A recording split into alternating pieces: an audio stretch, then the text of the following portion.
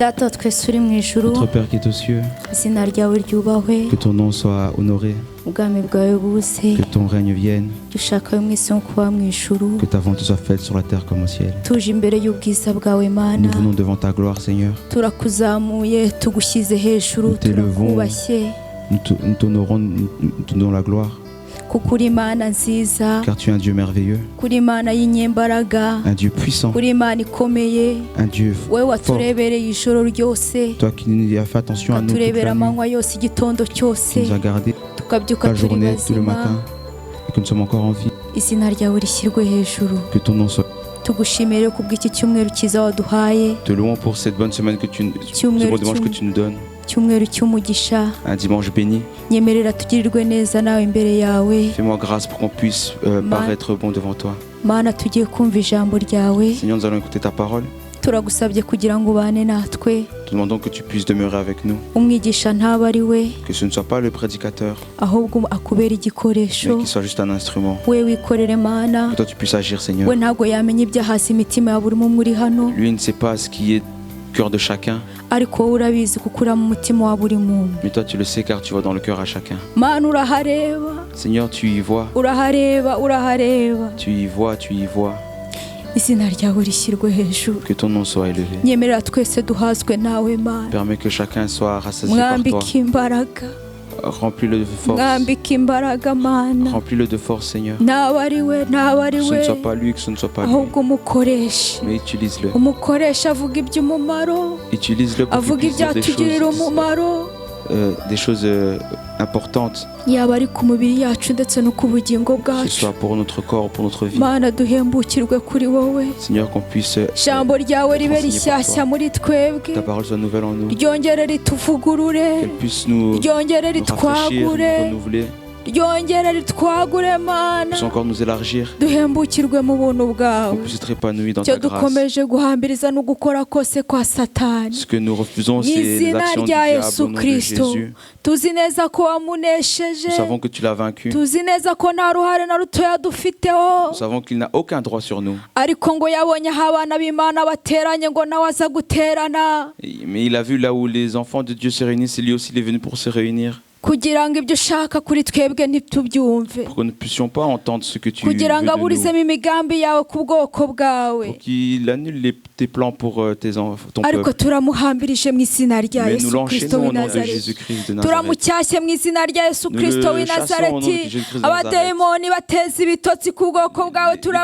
donnent de sommeil à ton peuple, nous entourons cette église de ta puissance. Seigneur, continue d'être auprès de nous. Fais-nous du bien. Et nous aussi qu'on puisse continuer d'être avec toi. Au nom de Jésus, nous le demandons avec foi, maintenant éternellement. Amen. Amen, amen. Amen, vous pouvez vous asseoir dans la gloire de Dieu. Moi aussi, je vous salue. Et c'est une joie de se réunir. Satan nous a pris quelque chose d'important. Ça va faire 2 ans. À cause du Covid.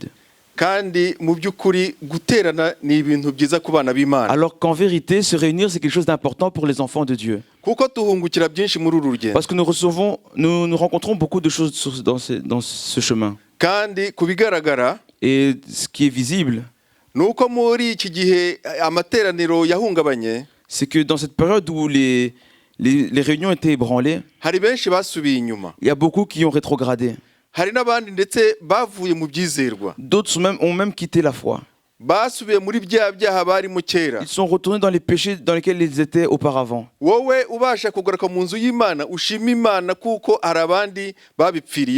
qui as eu la possibilité de revenir dans la maison de Dieu, remercie le Seigneur pour cela, parce qu'il y en a d'autres qui sont morts dans leurs péchés. Ça nous enseigne à être chrétien même s'il n'y a pas de réunion. Être un chrétien quand tu es à la maison avec ton foyer. Continuer à être un chrétien lorsque tu es dans ton studio en tant que jeune. Même si les églises sont fermées, celui qui a reçu le salut n'est pas ébranlé. Loue le Seigneur pour cela. On va lire un verset qui est en Romains chapitre 10 au verset 17. Romains chapitre 10 au verset 17. Dore kwizera guheshwa no kumva kukazanwa n'ijambo rya Kristo. Ainsi la foi vient de ce qu'on entend et ce qu'on entend vient de la parole de Christ. Kwizera, la foi ngo kuzanwa no kumva vient de ce qu'on entend. Amatwi yacu ajya yumva ibintu byinshi. Nos oreilles entendent beaucoup de choses. Amatwi yacu yumva ibintu bitandukanye. Nos oreilles entendent des choses différentes. Yumva imiziki itandukanye. Entend des musiques différentes. Yumva amagambo atandukanye. Des paroles différentes. Yumva inyigisho zitandukanye. Des enseignements différents. Yumva ibitutsi bibi. Nos oreilles entendent des insultes mauvaises. Yumva ibiganiro bibi. Entendent des discussions mauvaises. Akumva n'ibyiza. Et entendent également de bonnes choses. Umuntu ufite urufunguzo ni wowe nanjye. Celui qui a la clé, c'est toi et moi. Kugira ngo uhitemo ibyo ugomba kumva. Pour que tu puisses choisir ce que tu veux écouter, ce que tu dois écouter. Kugira ngo kwizera kwawe kudahungabana. Pour que ta foi ne soit pas ébranlée, ne s'effondre pas. Ni wumva iby'ubusambanyi. Si tu écoutes des choses à propos de l'adultère et que tu regardes également ces choses-là, kwizera kwawe kuzapfa. Ta foi va mourir. Kwizera gushaka kugira ngo ube maso. Ta foi demande à ce que tu sois attentif. Uyu munsi warano dufite umubatizo. Aujourd'hui, nous avons un service de baptême. Mais la chose qui fait que les gens se trompent de chemin, c'est qu'ils entendent des choses qui ne sont pas vraies. Récemment, j'écoutais un enseignant dont j'avais confiance. Ce n'est pas un, c'est même deux. On lui a posé la question à propos du baptême par immersion, dans beaucoup d'eau. Il a dit ce n'est pas nécessaire. Ça ne t'empêcherait pas d'aller au ciel. Vous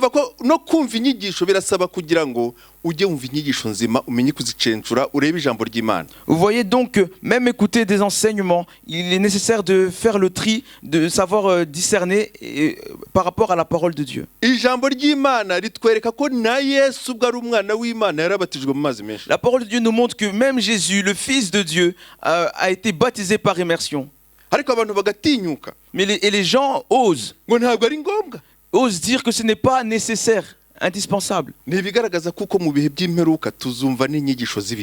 Ça montre que dans les derniers temps, nous entendrons des enseignements mensongers. Nous entendrons des prophéties mensongères. Mais ça nous demande de veiller, d'être attentifs. Car Jésus, le jour où il a été baptisé, il a été baptisé par Jean le Baptiste.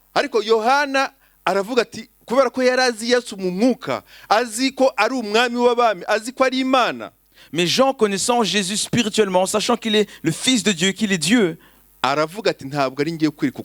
a dit, je ne mérite pas de te baptiser. Mais Jésus lui a dit, Jean, accepte de le faire pour que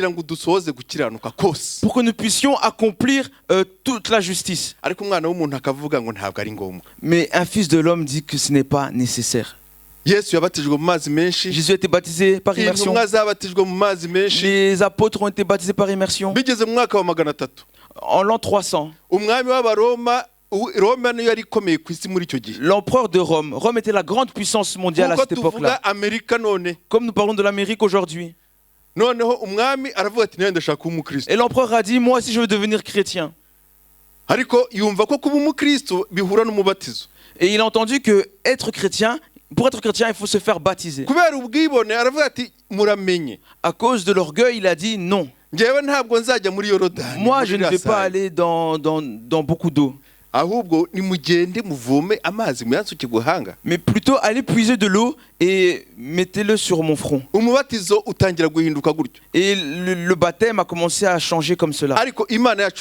Mais notre Dieu est merveilleux.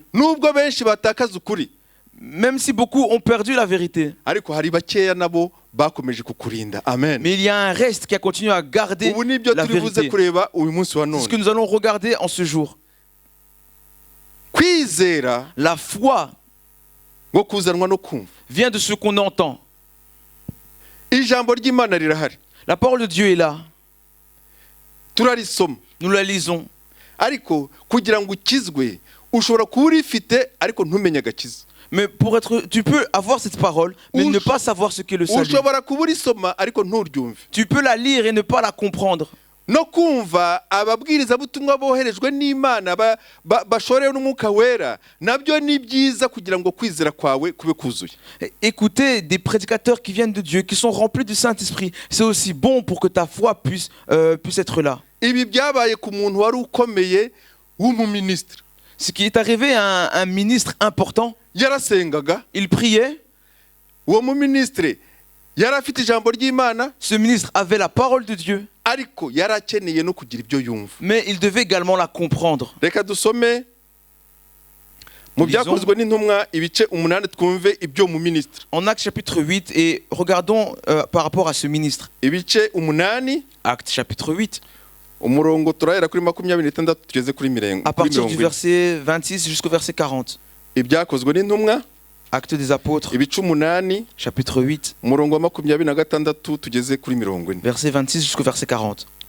Bukeye marayika w'umwami Imana abwira Filipo ati: Haguruka ugane Ikusi, ugere mu nzira imanuka iva i Yerusalemu ikajya i Gaza, ya yindi ica mu butayu. Arahaguruka aragenda, nuko haza umunyetiyopiya w'inkone, umutware w'umunyabyuma w'ibintu byose bya Kandake, umugabekazi w'abanyetiyopiya. Yari yaragiye i Yerusalemu gusenga. Yasubiragayo yicaye mu igare rye asoma igitabo cy'umuhanuzi Yesaya. Umwuka abwira Filipo ati: Sanga ririya gare ujyane naryo. Filipo arirukanka yumva asoma igitabo cy'umuhanuzi Yesaya, aramubaza ati: Ibyo usoma ibyo urabyumva? Undi ati: Nabibasha nte ntabonye ubinsobanurira. Yinginga Filipo ngo yurire bicarane. Ibyo yasomaga mu byanditswe byari bingo: yajyanywe nk'intama bajyana mu ibagiro, kandi nk'uko umwana w'intama ucecekera imbere y'ukemura ubwoya, niko atabumbuye akanwa ke. Ubwo yacishwaga bugufi, urubanza rwari rumukwiriye barumukuyeho. Umuryango we uzamenyekana ute ko ubugingo bwe bukuwe mu isi? Iyo nkone ibaza Filipo iti: Ndakwinginga mbwira, ayo magambo umuhanuzi yavuze kuri nde? Yayivuzeho cyangwa yavuze ku wundi? Filipo aterura amagambo ahera kuri ibyo byanditswe, amubwira ubutumwa bwiza bwa Yesu. Bakigenda mu nzira bagera ku mazi, iyo nkone iramubaza iti: Dore amazi, ikimbuza kubatizwa n'iki? Filipo arayisubiza ati: Niba wizeye mu mutima wawe wose birashoboka. Nayo iti: Nizeye Yesu Kristo ko ari umwana w'Imana.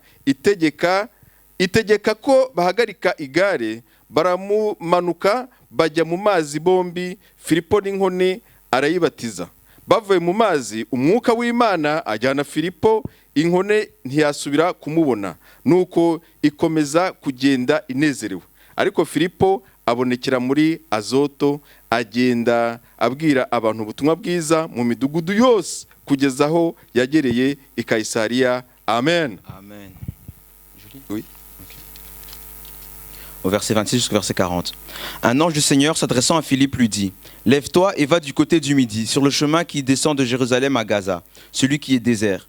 Il se leva et partit. Et voici un Éthiopien, un eunuque, ministre de Candace, reine d'Éthiopie, et surintendant de tous ses trésors, venu à Jérusalem pour adorer, s'en retournait assis sur son char et lisait le prophète Ésaïe. L'Esprit dit à Philippe: Avance et approche-toi de ce char. Philippe accourut et entendit l'Éthiopien qui lisait le prophète Ésaïe. Il lui dit: Comprends-tu ce que tu lis? Il répondit: Comment le pourrais-je si quelqu'un ne me guide? Et il invita Philippe à monter et à s'asseoir avec lui. Le passage de l'Écriture qu'il lisait était celui-ci: Il a été mené comme une brebis à la boucherie, et comme un agneau muet devant celui qui le tond. Il n'a point ouvert la bouche. Dans son humiliation, son jugement a été levé, et sa postérité qui la dépeindra, car sa vie a été retranchée de la terre. L'eunuque dit à Philippe: Je te prie, de qui le prophète parle-t-il ainsi? Est-ce de lui-même ou de quelqu'un d'autre? Alors Philippe, ouvrant la bouche et commençant par ce passage, lui annonça la bonne nouvelle de Jésus. Comme ils continuaient leur chemin, ils rencontrèrent de l'eau. Et l'eunuque dit: Voici de l'eau, qu'est-ce qui empêche que je sois baptisé? Philippe dit: Si tu crois de tout ton cœur, cela est possible. L'eunuque répondit: Je crois que Jésus-Christ est le Fils de Dieu. Il fit arrêter le char. Philippe et l'eunuque descendirent tous deux dans l'eau, et Philippe baptisa l'eunuque. Quand ils furent sortis de l'eau, l'Esprit du Seigneur enleva Philippe, et l'eunuque ne le vit plus, tandis que joyeux, il poursuivait sa route. Philippe se trouva dans Azote, d'où il alla jusqu'à Césarée, en évangélisant toutes les villes par lesquelles il passait. Amen. Amen, amen. Amen. Hari umuntu wanga kwemera iby'Imana nyamara ba ministre bari kubyemera. Il y a des gens qui refusent d'accepter les choses de Dieu alors que même les ministres les acceptent. Ugasanga we ari hasi cyane. Alors que lui, il a une condition très basse. Ni umuntu woroheje. C'est quelqu'un de simple. Ariko tekereza uyu ni umuministre. Mais imagine, celui-ci est un ministre. Mu ijambo ry'Imana dusangamo n'abami. Dans la parole de Dieu, on voit même des rois bagiye bubaha Imana qui ont honoré Dieu. Kandi isi ya none ikintu ibuze gikomeye. Et le monde d'aujourd'hui, ce qui ne possède pas, qui est important,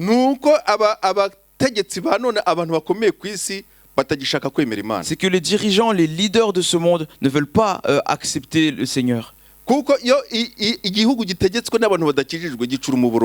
Car lorsque le pays est dirigé par des gens qui ne connaissent pas le Seigneur, le pays va mal. Le ministre dont on parle ici, la Bible ne dit pas son nom. On connaît peu de choses à moitié. On ne dit pas comment il vivait. On dit seulement que c'est un ministre. Un eunuque ministre.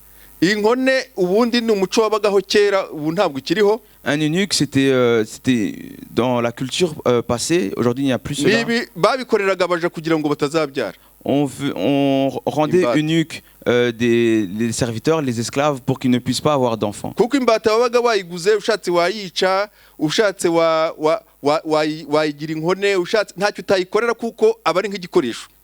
Un esclave, tu pouvais faire ce que tu voulais avec, tu l'avais acheté, tu pouvais le rendre un eunuque, tu pouvais le frapper, le tuer, il était comme un objet.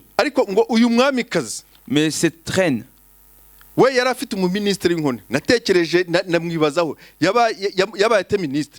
elle avait un eunuque qui était ministre. Et je me suis demandé, mais comment cet eunuque est devenu ministre? Mais plutôt, elle a pris avec elle, elle s'est rendue compte que c'était quelqu'un qui aimait honorer Dieu. La Bible ne le dit pas. Mais c'est comme ça que moi je l'ai imaginé.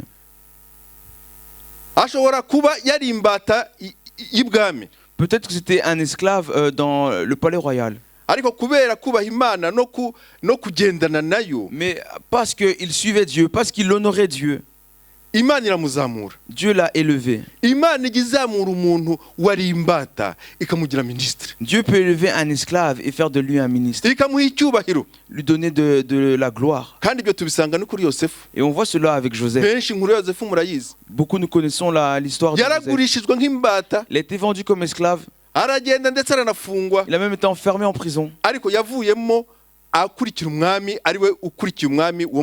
Mais dès sa sortie de prison, il est devenu ministre. Et je me suis dit, sûrement que pour ce ministre, c'est comme ça que ça s'est passé également. Cette personne aimait vraiment Dieu, frères et sœurs. De quitter l'Éthiopie pour aller en Israël, il y a presque 4000 kilomètres. 4000 kilomètres. Et aller-retour, c'est 8000. Tu sais ce qu'il a emmené là-bas? Tourisme. Il n'était pas parti pour du tourisme. Mais il allait à Jérusalem pour prier, frères et sœurs. Il priait par rapport à l'ancienne alliance. Il ne connaissait pas encore Christ. Il avait la parole de Dieu qui vient de l'Ancien Testament, l'ancienne alliance.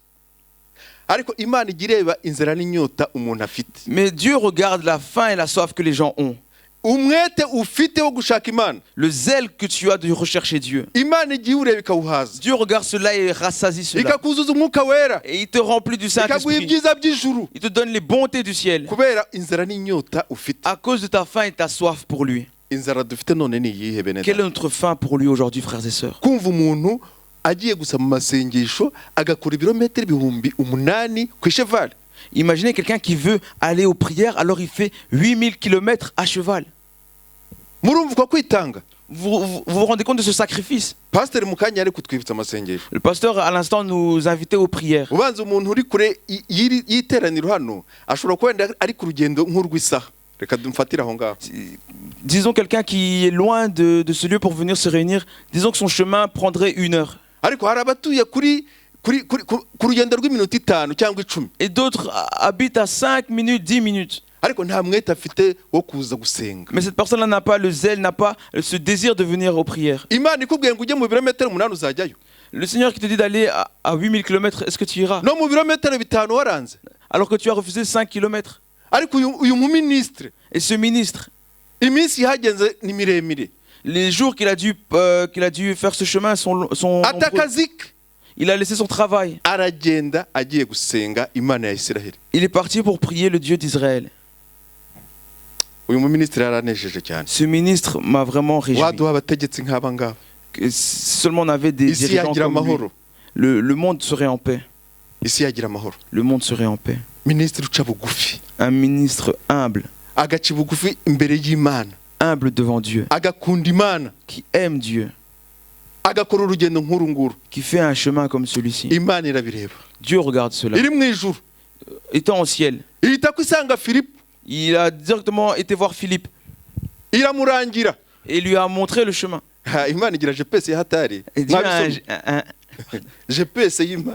Dis un vrai GPS. Il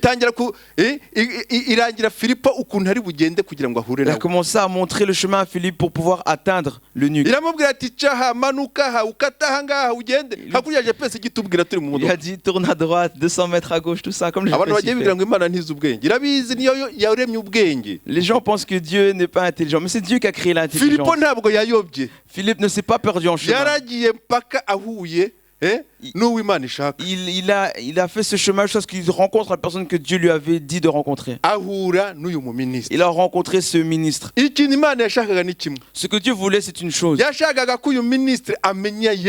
Il voulait que ce ministre puisse rencontrer Jésus-Christ. À cause de son zèle. C'est pour cela que lui aussi a été sauvé. Là où tu étais dans le péché, tu étais chez les musulmans. Mais Dieu regarde dans ton cœur et dit, je vois cette personne, elle a cette envie, elle a ce zèle. Et il t'a retiré du nombre des païens. Ne prends pas cela en vain, mon frère, ma soeur. Parce que dans son histoire, ce ministre ne va jamais oublier le jour où il a rencontré Philippe. Rappelle-toi de comment Dieu t'a tiré de l'enfer. Comment il t'a retiré des mains de Satan. Il t'a retiré des péchés. Le salut, c'est merveilleux, frères et sœurs. Les gens qui sont encore dans le monde, ils sont dans la fatigue.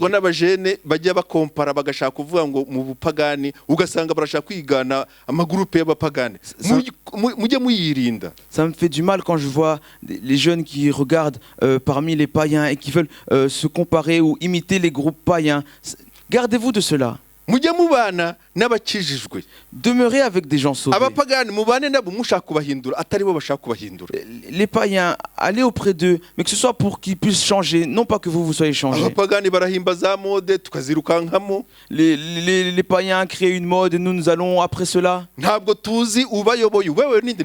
ne savons pas qui les dirige. Celui qui les dirige, c'est Satan. Car celui qui n'est pas dirigé par Dieu est dirigé par les démons. Il crée des choses et toi tu dis waouh, c'est merveilleux, alors que c'est son maître qui lui a montré cela. Sachons nos compagnies. Tu t'assieds avec les méchants, tu deviens méchant, c'est ce que la Bible nous dit. Et tu perds la chose importante. Mais ce ministre, il savait s'humilier. Il était humble. Il était humble pour chercher Dieu. Lorsque Philippe est arrivé, il l'a rencontré en train de lire le livre du prophète Ésaïe, qui raconte comment Jésus allait venir mourir pour nous. pour venir nous sauver. ariko ntiyabyumvaga. Mais il ne le comprenait pas. ariko kuko umwuka yashaka kugira ngo amwereke agakiza. Mais comme le Saint-Esprit voulait lui montrer ce qu'était le salut, yasomaga navuga ku buryo Filipo yabyumvishe batarandaramukanya. il lisait à haute voix de sorte que Philippe entendait ce qu'il lisait sans qu'ils se soient encore rencontrés. ariko Filipo yaraje kugira ngo rya jambo rivuga ngo kwizera kuzanwa no kumva. Mais Philippe était venu pour accomplir cette parole qui dit que la foi vient de ce qu'on entend. kwizera kuzanwa no kumva. La foi vient de ce qu'on entend. uyu muministre yarakeneye umuntu umubwira ngo umva iby'agakiza. Ce ministre avait besoin de quelqu'un qui venait lui dire entend par rapport au salut. Filipo afatira ku byo yarari kumva uyu muministre ari gusoma. Et Philippe est parti à partir de ce que ce ministre lisait. aramubwira ati ibyo ngibyo tumva. Et a commencé à lui dire ces choses-là que tu ne comprends pas. ibyo tumva. Ces choses que tu ne comprends pas. nibyo byatumye Yesu ni Yesu waje mu isi. C'est Jésus qui est venu sur terre. arapfa. Mourir. apfira ibyaha byacu. Mourir pour nos péchés. apfira ibyaha byawe. Mourir pour tes péchés. kugira ngo rimwe nawe uzave mu byaha ubu umuntu w'Imana. Pour que toi aussi un jour tu puisses quitter le monde des péchés et entrer dans le royaume de Dieu. arangije arabyizera. Et l'eunuque y a cru. kuko mbere hari gushidikanya ese umuhanuzi niwe wivugaga. Et parce qu'au début il doutait, il disait mais ce prophète est-ce qu'il parle de lui-même? oya ariko Filipo aramusobanurira. Et Philippe lui a expliqué. hari abantu batajya bashaka gusobanurirwa. Il y a des gens qui ne veulent pas qu'on leur explique. ukamubwiza ukuri kw'ijambo Tu ry'Imana. lui dis la vérité de la parole de Dieu. ariko amatwi akayica. Mais il ferme ses oreilles. amatwi akayica. Il ferme ses oreilles. ikintu kisha abantu La chose qui tue les gens, ni ukuvuga ngo c'est de dire simbyumva. je ne comprends pas. simbyumva. Je ne comprends pas. washaka kumusobanurira ibyo atumva akabyanga. Tu essaies d'expliquer ce qu'il ne comprend pas et il refuse d'écouter. iyi simbyumva igera ku mwana muto. Je ne comprends pas touche les petits enfants. ishobora kugera ku mujene. Il peut toucher les jeunes. wamubwira ikintu gihuje n'ijambo Tu ry'Imana. lui dis quelque chose qui a un rapport avec la parole de Dieu. akakubwira ati ngewe ibyo nsobanurira sinzumva. Et il dit cette explication que tu me donnes, je ne la comprends pas. kandi ari ijambo ry'Imana ahubwo arisoma. Alors que c'est la parole de Dieu que iki lui-même kintu lit. ni icyaha. Cette chose-là, c'est un péché. akaguhakanira kukubwira ati no. Mais la personne refuse et dit non. ukamwereka aho byanditse mu ijambo ry'Imana. Tu lui montres là où c'est écrit dans la parole de Dieu. akabihakana. Et la personne dit non. ariko agashaka kuba iki umukristo gusa. Mais la personne veut quand même être chrétien. ukamubwira iby'umubatizo ukamusobanurira. Tu lui expliques par rapport au baptême. akanga. Et la personne refuse. amatwi ye arapfuye. Ses oreilles sont mortes. nyamara ministre yaravuze ngo ese nabasha nte kubimenya ndafite unsobanurira. Mais l'eunuque a dit, le ministre a dit, mais moi, comment pourrais-je le comprendre si quelqu'un ne me guide pas? bajya bagira igisubizo nk'icyo. Peu de gens ont ce genre de réponse. umuntu uramubwira uti ibi bintu sibyo. Et tu dis à quelqu'un, ces choses-là, ce n'est pas bon. akaguhakanira. Et il ne veut pas t'écouter. ariko twe tuba turangije umurimo wacu. Mais nous, à ce moment-là, nous avons fini notre travail. ikimana iba yadutumye tuba tukivuze. Ce que Dieu nous avait envoyé de faire, nous l'avons fait. kuko ubu butumwa ngo egera ririya gare ni ubutumwa nanone umwuka akivuga nanone. Car ce message de approche de ce char, c'est un message que Dieu nous donne encore aujourd'hui. Imana irashaka kuko twegera ba bandi twasize aho twavuye. Dieu désire que nous puissions nous approcher de ces gens-là que nous avons quittés. nta kindi tuzabashyira. Nous ne pouvons rien leur donner ni ubu butumwa Filipo yajyanye. C'est ce message que Philippe a emmené. Imana irashaka ko wa mugore we egera umugabo wawe umubwire ubutumwa bwiza. Dieu désire, femme, que tu approches ton homme pour lui parler de la bonne nouvelle. irabwira umugabo bwira umugore wawe ubutumwa bwiza. Dieu te dit, homme, d'approcher ta femme pour lui bwira abana bawe iby'agakiza. Dis à tes enfants la bonne nouvelle. bwira ababyeyi bawe bamwe wasize mu byaha baveyo. Dis à tes parents ceux que tu as laissés dans le péché pour qu'ils puissent les quitter. kuko agakiza ni keza. Car le salut, c'est merveilleux. kandi agakiza karatujyana mu rugendo ruzatugeza mu ijuru. Et le salut nous emmène sur le chemin qui mène au ciel. kuko ubuzima bwacu ntabwo ari ahabugarukira. Car notre vie ne s'arrête pas ici. ejo bundi n'imyaka 70 cyangwa 100 wahawe kurama. Bientôt, tu auras 80, 100 ans si tu as vécu longtemps. urugendo rwo muri isi rukaba rurarangiye. Et le chemin sur cette terre sera terminé. ariko hirya Mais après cette vie, il y a une autre vie. Il y a une autre vie.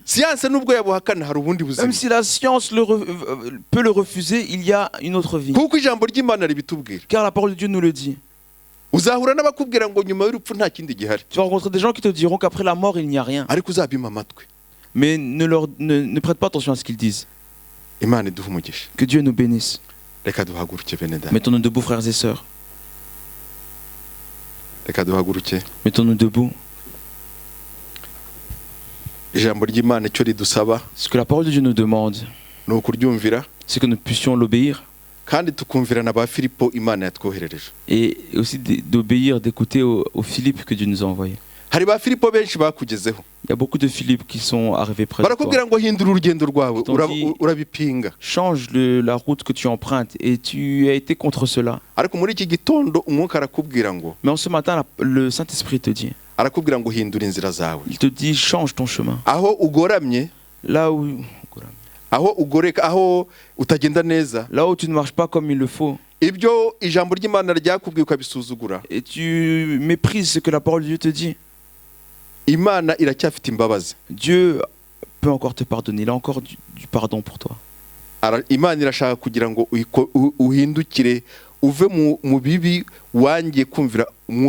Dieu veut que tu changes, que tu quittes les mauvaises choses que le Saint-Esprit t'a dit. C'est ça le message d'aujourd'hui. Que le pasteur prie pour nous. Dieu Tout-Puissant, notre Père qui est aux cieux, te remercions pour ta parole. Ta parole est véritable. Ta parole est vie. Ta parole nous conduit. Celle qui dirige notre vie. Dieu Tout-Puissant,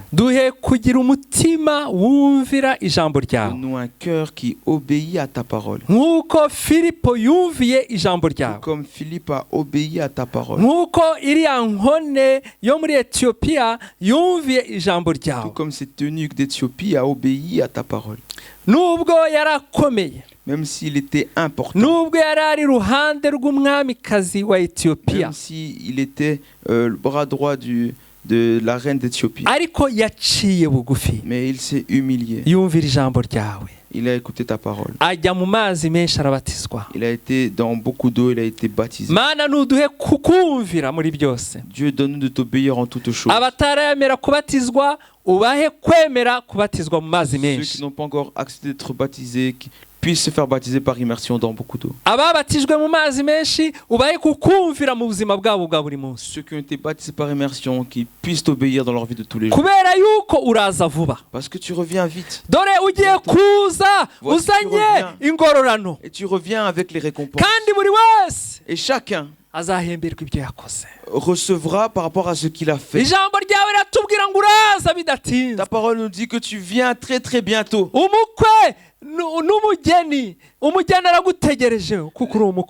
L'épouse t'attend car tu es un merveilleux mari. L'église t'attend. L'église t'attend. L'église, nous t'attendons. Nous attendons ton retour. Nous attendons de te voir sur les nuées. Qu'on puisse entendre les trompettes. Nous voulons entendre tes trompettes.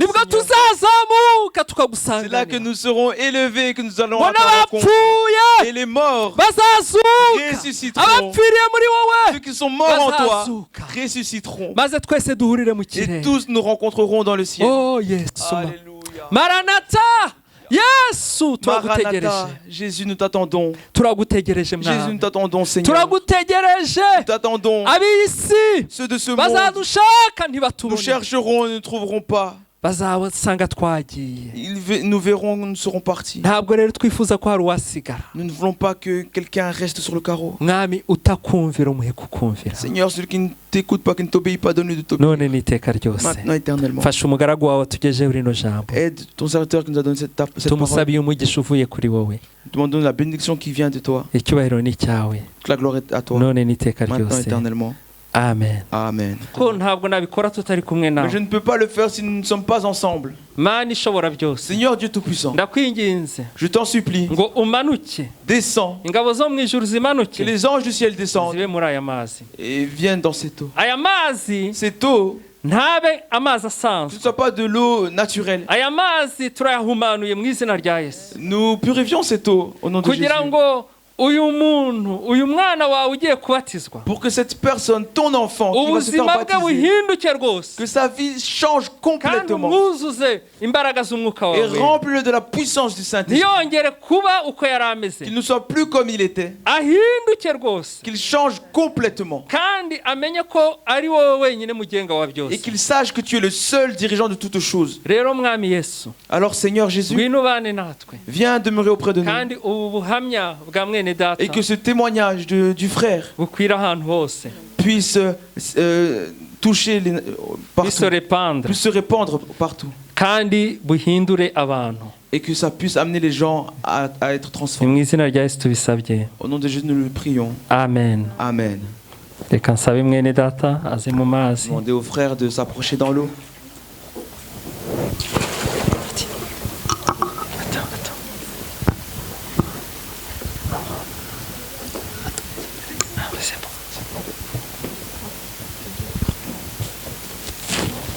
Mwene data Benjamin, Frère Benjamin,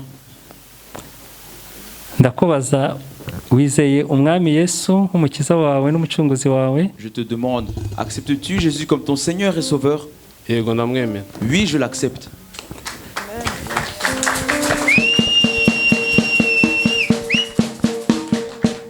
Mwene data Benjamin, Frère Benjamin, kubw'ubuhamya bwawe, par ton témoignage, kubwo kwihana kwawe, par ta repentance, kubwo kwizera umwami Yesu par ta foi au Seigneur Jésus, nk'umukiza n'umucunguzi wawe comme ton Sauveur et ton Seigneur, n'umwami w'ubuzima comme bwawe, le roi de ta vie, ndakubatiza je te mu baptise izina rya data wa au twese nom du Père, n'iry'umwana du Fils n'iry'umwuka et wera. du Saint-Esprit.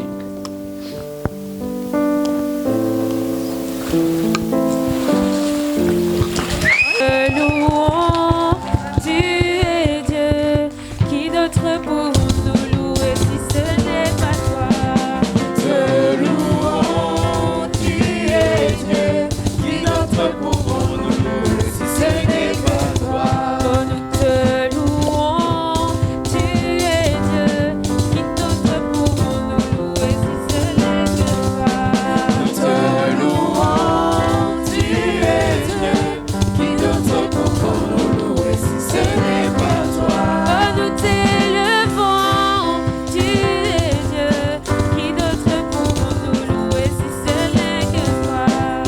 Te louons, tu es Dieu, qui d'autre pour nous louer si ce n'est que toi? Mukomeze turirimbire Imana. Continue à chanter, chantons. Dieu. Nzamuye amaboko yanjye, mwami nzamuye amaboko yanjye, Yesu tuzamuye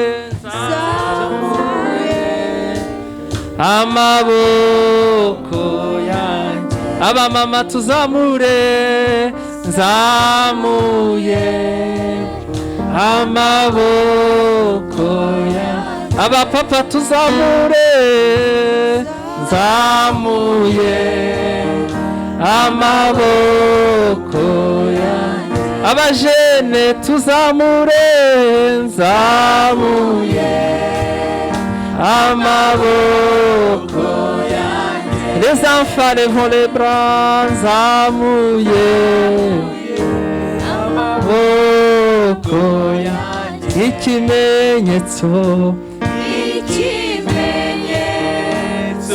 cyo guca bugufi, mwami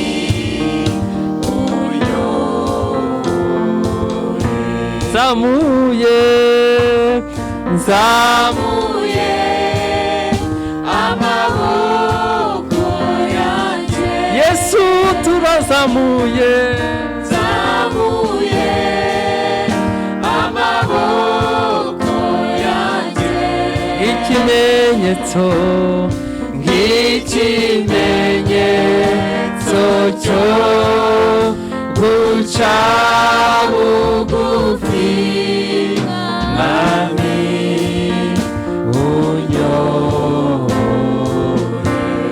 ririmba uwera wera wera wera mwami yesu mwamuru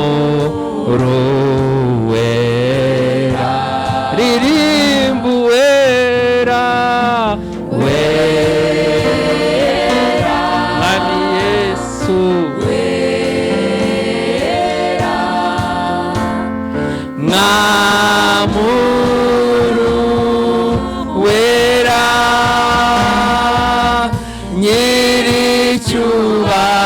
nyiricyubahiro ukwiye gushimwa wowe nyir'ingabo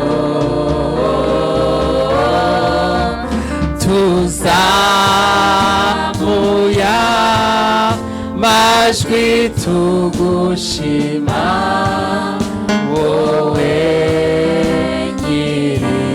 nyir'ingabo gloire gloire chante gloire gloire gloire à l'agneau chante gloire gloire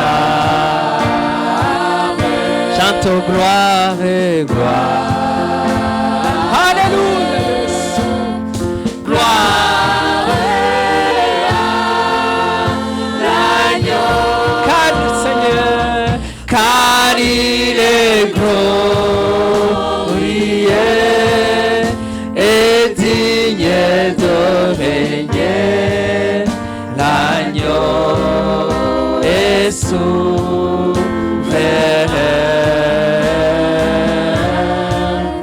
nous élevons nos voix pour l'adorer l'agneau est souverain l'agneau est souverain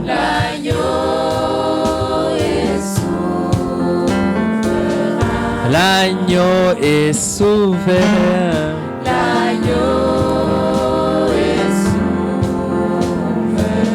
Jésus est souverain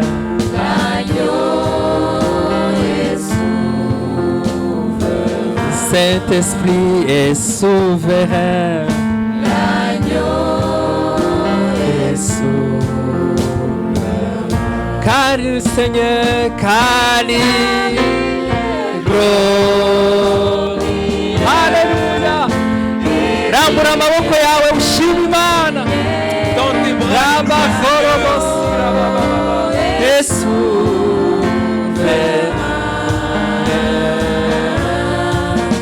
nous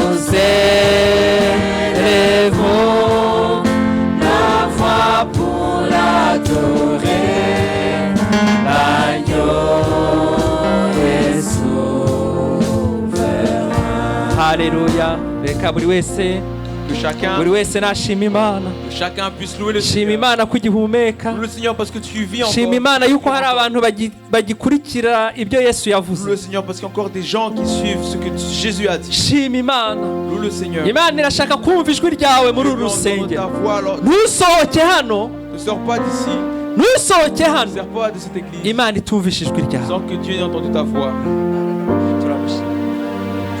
Uwiteka Imana ikomeye Éternel Dieu puissant, turagushimiye nous Mana te louons Seigneur. turagushimiye ko wabanye Nous te natwe louons parce que tu as été auprès de nous. wabanye natwe kuva twinjira muri iyi Tu as nzu été auprès de nous depuis que nous sommes rentrés en ce lieu. iyi nzu yitirirwa izina ryawe Ce lieu où est invoqué ton nom. Mana turagushimiye Seigneur, nous te louons kubw'abashyitsi pour waduhaye les invités que tu nous as donnés. turagushimiye Yesu Te louons Jésus kubwo indirimbo twumvise pour les chants que nous avons écoutés. turagushimiye Mwami Te louons Seigneur, kubwo ijambo ryawe pour twumvise, ta parole que nous avons écoutée. ariko cyane cyane Mais surtout, tuyifatanije n'abamarayika mu ijuru nous nous réunissons avec les tugukomera anges amashyi ku bwa Benjamin wabatijwe. t'acclamer pour Benjamin qui est baptisé. Turagukomeye amashyi Nous t'acclamons pour ku lui. bwa Benjamin wabatijwe, T'acclamons pour Benjamin qui a été wagiye mu baptisé, mazi menshi, qui a été immergé. ijuru rimukingukire Que le ciel s'ouvre pour lui maze umwishimire. et que tu puisses te réjouir de lui. Mana turagushimiye Seigneur, nous te louons yuko uri kumwe natwe, de ce que tu es auprès de nous. nubwo tugiye gutandukana Même si nous allons nous séparer kubw'umubiri,